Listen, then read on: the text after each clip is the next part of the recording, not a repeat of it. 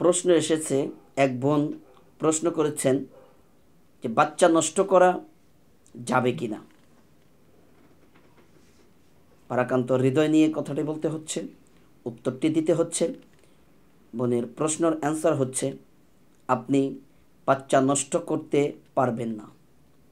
এটা আপনি মারাত্মকভাবে গুনাহগার হবেন। যদি আপনি একটি বাচ্চা নষ্ট করেন, তাহলে আপনি একটি মানুষ হত্যা করলেন, একটা জীব হত্যা করলেন, একটি জ্যান্ত মানুষকে আপনি মেরে ফেললেন, পুঁতে ফেললেন।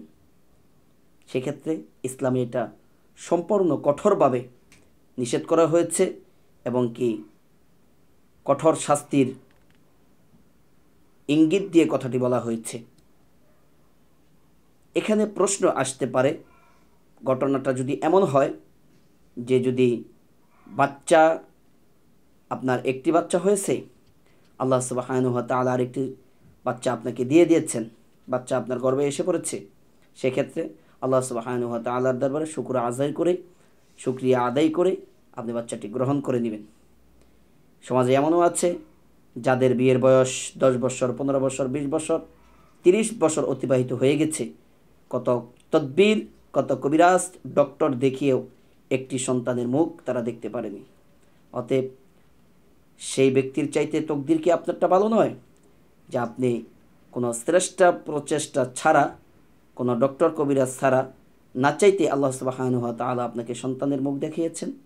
অতএব এই ধরনের পাপের কাজ থেকে বিরত থাকতে হবে, অন্যথায় কঠিন আযাব থেকে কঠিন শাস্তি ভোগ করতে হবে।